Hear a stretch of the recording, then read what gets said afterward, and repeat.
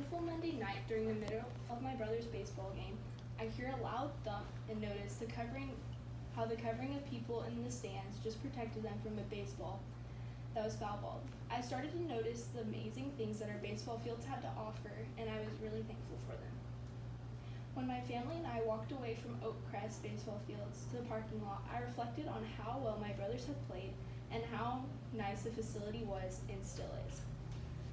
As we got to the cars, I thought about how well managed, fun, tons of parking, safe environment, well fenced, plenty of seating, and how enjoyable my time watching my brothers play baseball a few minutes before had just been. While we were driving home and talking about my brother's victory, I hear a news broadcast come on the radio of a man very strongly and persistently promoting the idea of a $6.1 million new baseball, softball, soccer, and tennis facility. I was taken aback of why this man would feel so strongly about having a whole new facility when I just had a blast at my brother's baseball game. Once I got home, I immediately decided to look up the topic and decided to come here today to use this opportunity to present the situation you may not all know about here. I wanted to better understand this issue, so I went and found the paper that was distributed to the residents of the Fredericksburg Hill Country explaining the proposal of this new facility. Some of the information on the flyer was that they would build 4 lighted baseball/softball fields, 5 soccer areas that would include at least 2 to 4 fields per area, 4 tennis courts, renovate one of the already existing 3 baseball fields, all new restrooms, and a food truck area. The total cost for this area was being considered for $12.6 million for the park, but after a vote, the proposal was turned down. Now the city is proposing a new sports facility, but the total cost would be only $6.1 million, which is a lot less, but is the city really ready to have the extra tax on our hands? If the facility does get passed, all of the people that live in the city would have a house value of $250,000 would have to pay an extra $42 a year. People with $300,000 house value would have to pay an additional $50 a year. Families with a house value of $350,000 would have to pay an extra $58 a year, and so on and so forth.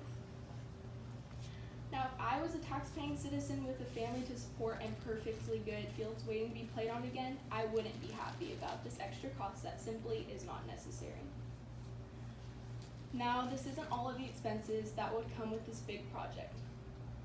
According to Andrea Schmidt, Park and Recreational Director, this isn't all we would have to pay.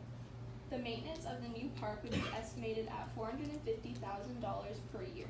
This includes the cost for the lease purchase of equipment, personnel, supplies, utilities, and chemicals. One of the largest costs of this maintenance is the lease purchase of equipment, which totals out to be $163,000 over the course of 3 years. However, the cost is only an estimate. The extent of the situation is clear. The park has simply no benefit. The city of Fredericksburg has multiple parks and facilities that are already here and won't benefit from a new park.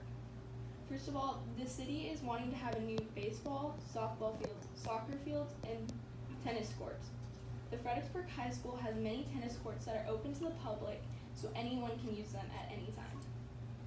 The city also has a park that is next to HEB that has 2 nice baseball and softball fields and a soccer field. The place that the city would be planning to put the new facility is right on top of a bunch of soccer fields, baseball fields, and softball fields. It is about a mile away from a lot of tennis courts, which would work perfectly fine. According to the Fredericksburg Standard Radio Post, the city would have to buy the land for the park. The amount of land that the city is going to buy would be 42 acres, and only if the city votes for it in the long run. All of the fields that they are trying to replace with the new ones are very nice and work well. They have covered stands, fences, restrooms, concession stands, well-watered grass, tons of parking, easy access, and are well managed. We simply don't need a new park. It is a waste of money and time, and it won't benefit the adults and the residents of the city. park is not beneficial to the city because we already have nice parks and fields available to us. I encourage you to vote against the park bond, which is simply something we don't need.